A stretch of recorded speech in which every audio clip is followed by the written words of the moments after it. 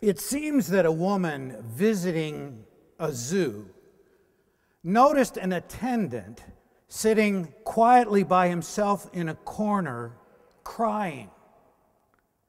And she became concerned and asked another attendant what he might be crying about. And he said, "Oh, one of our elephants just died."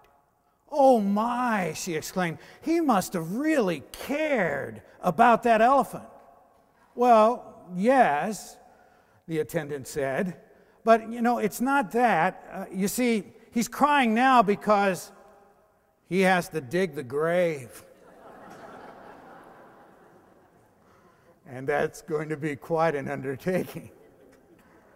Well, as that little story suggests, we can experience the process of grief in any number of ways as we make the journey of life that we're all making right now as we take this very next breath. For example, if you've been fired from a well-paying job, that can bring some grief. Or perhaps you develop a disability due to accident or illness. Or maybe just physical decline through advancing age. But perhaps most especially when someone you have loved deeply has died. And so this evening, I will focus my thoughts on how we might live with grief when one we have loved has died. Please know, though, that what I suggest holds true for any reason we may find ourselves moving through that dark tunnel of grief. A little over a year ago, my mother died. God bless her, she was 89, and I think had the blessing of a long and full life indeed. However, the last 5 years of her life, she suffered with dementia. And through those years of long, slow decline, I thought, well, I had sufficient time, to grieve her eventual passing. I have learned, though, that when one is never fully prepared for the death of a loved one, even when that death comes after a long and debilitating illness. To be sure, there are different levels of grieving a loved one's absence, as we all know. When death visits in the prime of somebody's life, through accident, through illness, or other tragedy, it well may be the most difficult and painful experience we will ever undergo. On the other hand, when a loved one has suffered a great amount of pain over an extended period of time, let's say, even though we will mourn their passing for sure, it can be experienced by us now, though, as a prayer that has really been answered. Nevertheless, no matter the circumstances of loss, there is always some sadness, heartache, and emptiness for those of us who remain. And I think such moments in particular cast us on to what is the most hope-filled for us as Christians. Namely, as St. Paul tells us in the first reading this evening, that Christ, raised from the dead, dies no more. Death no longer has power over him. And he reminds us that we who were baptized into Christ Jesus were in fact baptized into his death, that we too might rise with him to everlasting life. See, this is the one hope that we all have following Jesus the Christ. Namely, that Jesus the Christ, risen from the dead, has conquered the darkness of death for all of us for all time. And Jesus goes on to assure us in tonight's gospel passage that he will not, as he says, reject anyone who comes to him. And that all who believe in him may indeed have eternal life. Wow, so, we're consoled, aren't we, with the awareness that for our loved one who has died, doors are not closing, but being flung open wide, wide to love that is full, endlessly deep, and everlasting in the love of our God. But though we rejoice in believing that they have, now passed on into the fullness of life and love, freed from all pain and sorrow, we know that we are not yet where they are. Now, we must continue on the journey of life, living through the grief of now their having passed from among us. So with this in mind, how then might we walk through that dark tunnel of grief that mourning their passing presents to us?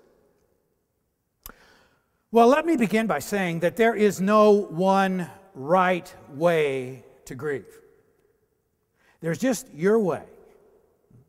Because each of us are not only beautifully, but uniquely made in God's very image and likeness. So there are no two of us exactly the same. So the way that you grieve is just your way, if you will, with God's help. However, there are some things that seem to hold true for us all as we move through the process of grief. First, feelings are critical. Feelings are very important. They are there to guide you that you may move through grief's dark tunnel and eventually out the other side. So everything you feel in this time is appropriate. Respect yourself by not running roughshod over your feelings. Oh, I shouldn't be crying right now, etc.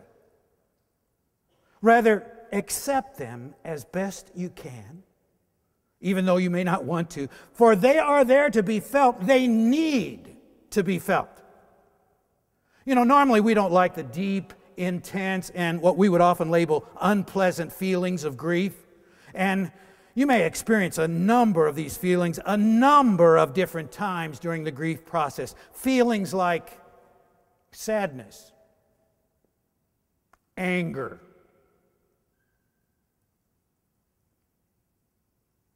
guilt, confusion, fear, emptiness, loneliness, despair. Oh, these are not enjoyable or easy feelings for any of us to feel. And we will find ourselves wanting to get rid of them just as soon as possible. It's part of being human. However, pushing them down or somehow attempting to deny them or running away from them only seems to make them come back with a vengeance. To come back with even more fury, if you will. They don't just roll away. So I invite you to respect your feelings as being, yes, an important part of you. And now and then, as best you can, allow yourself to just sit for a while, to just feel the feelings that are there, whatever they may be, as best you can. Or take some time to try to express them to someone that you trust. When you do, you begin to realize that they are, yes, an important part of you, a testimony, really, to your love, to your loss, and that they are a means, a real means to help you move through your grief while at the same time being deeply true to you. The process of grief takes time. There are no shortcuts at all. When your loss is deep, the healing from it must go deep too. So I invite you to respect your own rhythm by giving yourself the time you need, however long it takes, to grieve. How long will it take, you may ask? Well, as long as it takes. Grief, as we've said, is unique to each and every one of us. So the time is different for each of us, quite naturally. Usually it is longer than we expect and definitely longer than we want. Grief doesn't conveniently come to an end. In other words, when you return to work, you're going to program that now, or after a month or two as friends or family members may suggest that it should. You can probably count on at least a year. Why? Well, as holidays, birthdays, anniversaries roll around for that very first time, now without the presence of your loved one, these times are just not the same, and you know what's more, that they won't ever be the same. That doesn't mean that you won't be able to enjoy these times again. You will. You definitely will. Most likely, family and friends will be near or be visiting, wanting to help, of course. Please don't be afraid to let them know what you need. As best you can, let them know exactly what you need. They will often respond with amazing generosity.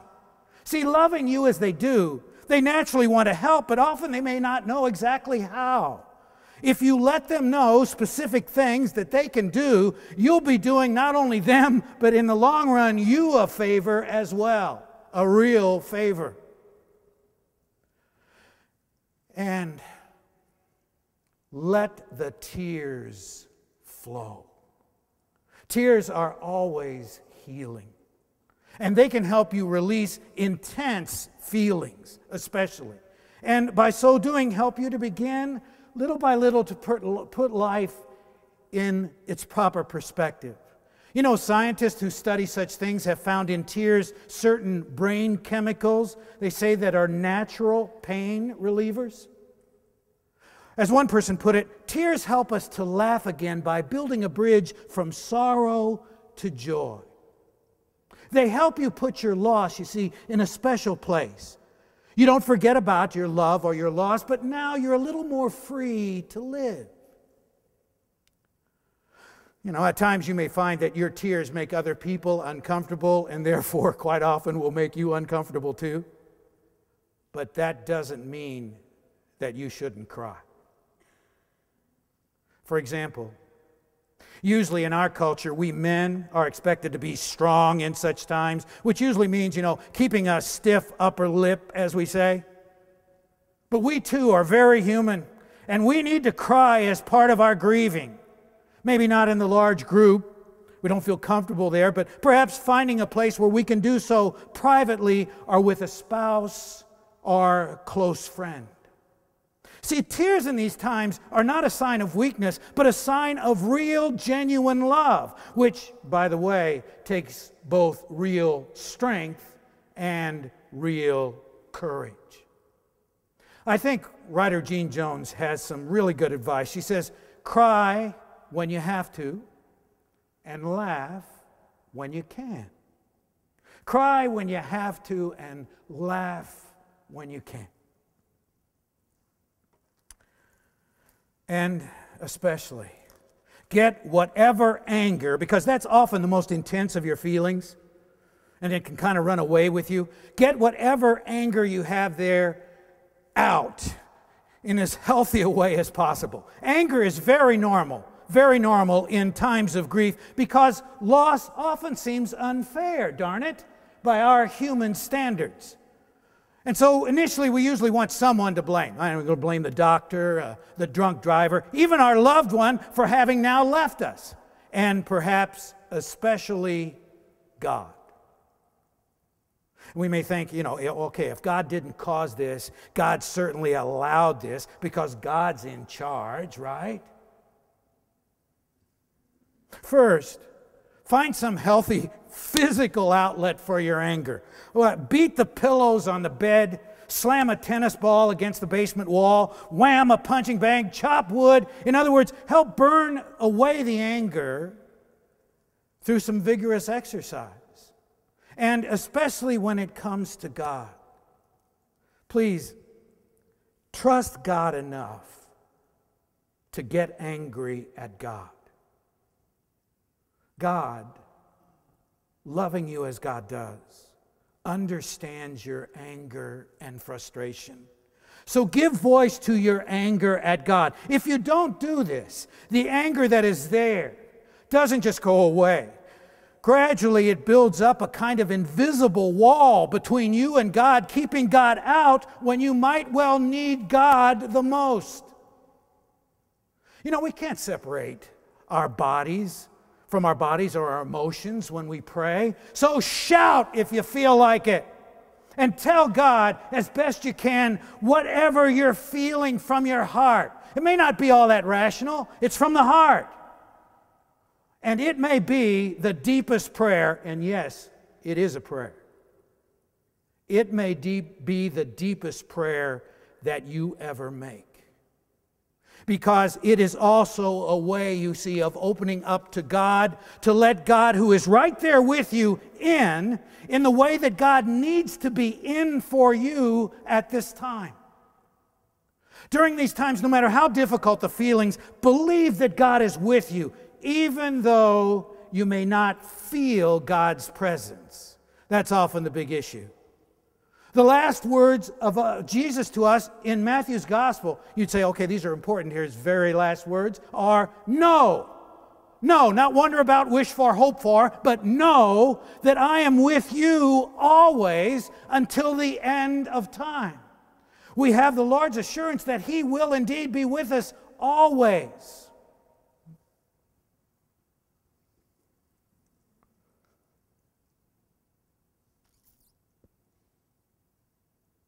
Trust in God's nearness and goodness. Grief can make our world seem bleak and dark, but every dark cloud does have a silver lining, as Father Juan said last night, and the silver lining is your God. The silver lining is your God. So try to keep in mind, that our Catholic understanding is that God doesn't send suffering to us. Rather, suffering and loss are built into the world as part of the human condition. So the message of Jesus, the beautiful message of Jesus on the cross, is that God doesn't cause our suffering. Rather, look, God is right with us in it. That's the message. We believe that a loving God knows exactly what our suffering is like. God loved us enough to go right through it too, fully human as one of us in Jesus. So even though you may feel that God does not care or doubt even that God exists, this is the time to trust. Trust that God is there, that God does care, and that God can cope even though you feel like you can't. Grief is a time to trust. Really trust that God is very close. I am with you always, even though your feelings may say otherwise. In such times then, as well as in all other times, prayer is important because it serves as our primary conscious contact with God. Perhaps then you look at the Psalms, the prayer book of the Bible, find a favorite one to pray, or maybe a favorite verse from one of those Psalms that you might decide to keep repeating that expresses how you're feeling to God. Expressing that, like, in you, O Lord, I seek refuge, from Psalm 31. Or my soul is downcast within me, therefore I remember you, from Psalm 42. Sometimes you may be so overwhelmed with sadness and just hurt so much you can't focus enough to say anything. That's okay. God knows our heart. Perhaps you could just pray without words. Sit silently with empty hands held open to God, allowing yourself to be a beautiful vessel, if you will, for Christ's peace, the peace that only Christ can give. And just maybe, despite the strong, difficult feelings that are present, you can begin to look for God coming in unexpected ways. For God is with you. I am with you always. We have a God who delights in pleasantly surprising us. These will be there, but they'll generally be very subtle. They usually won't bowl you over. God doesn't delight in jerking us around.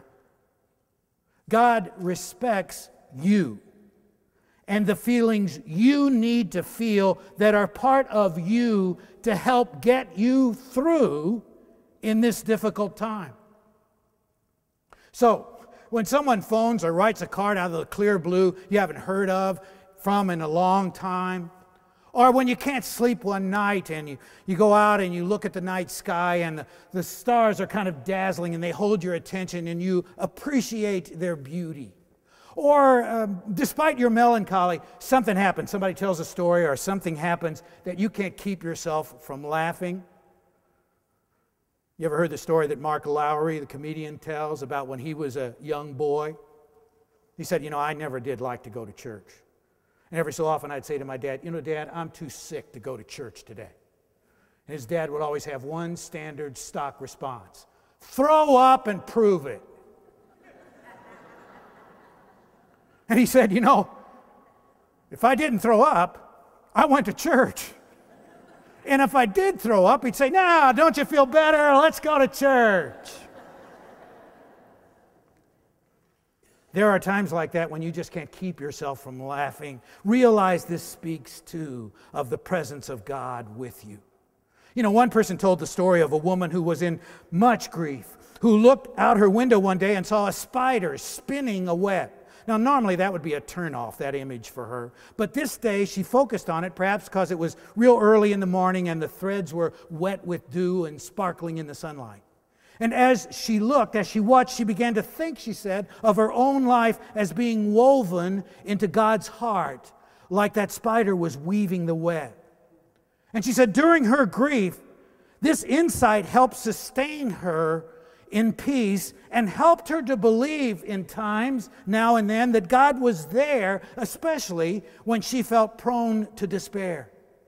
So God is with you in your grief, and God will touch you to let you know this in subtle but often unexpected ways. So slow down enough to become a little more aware of what you normally rush by and are too busy perhaps to notice. In other words, take time now and then to just be. As one person said, and it's often quoted, we're not human doings, we're human beings. And there are times when we really need just to be. And living with grief is definitely one of these times.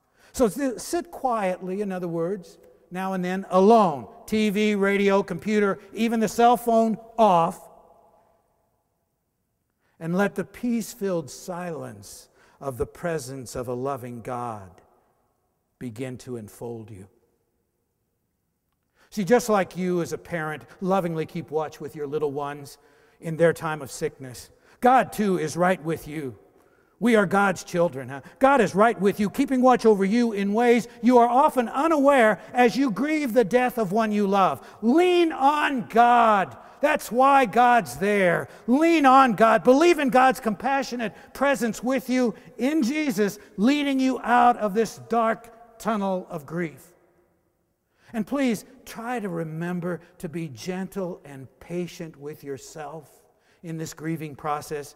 Oh, like us all, you're in a hurry to heal, but you are healing. Just as a broken bone, becomes stronger than before, knits and becomes stronger even than before, so will you.